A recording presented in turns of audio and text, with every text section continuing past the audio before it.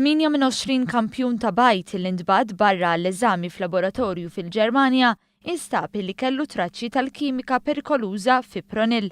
Il-Bajd ntbagħat barra biex jiġi eżaminat kif sar magħruf li eluf ta' Bajd illi daħlu f'bosta pajjiżi Ewropej kien ikkontaminat b'din il-kimika. Aħna segwejna s-sitwazzjoni x'qed jiġri dwar din il-kontaminazzjoni tal-Bajd madwar l-Ewropa u peress li rajna li kienet qiegħda tiżdied hemmhekk iddeċidejna li nagħmlu sampling avolja Malta ma ġietx indikata li kellna dan il-Bajd Impurtat. Minn dawn ir-riżultati sibna li kien hemm traċċi żgħar ħafna ta' din il-kontaminazzjoni bi ftit mill-Bajd. Dr. Gauci qalet li l-livelli li nstabu fil-Bajd mhumiex allarmanti u mhux se jħallu impatt fuq is-saħħa tan-nies.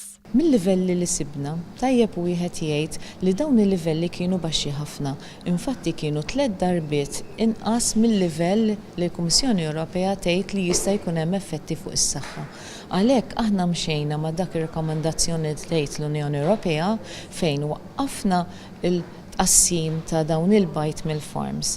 Ġbidna wkoll dawn il-Bajd minn fuq l-ixkafef tagħna u qegħdin nagħmlu rakkomandazzjoni lill-pubbliku li m'hemmx lok tal-allarm għaliex il-livell huwa baxx ħafna. Hija żiedet tgħid li qed jiġu eżaminati l-irtsiset Maltin biex jaraw jinstabu traċċi ta' kimiċi perikolużi. Hija wissiet lill-pubbliku biex ma jkun smax iktar minn 2 bajdiet kuljum bħala prekawzjoni.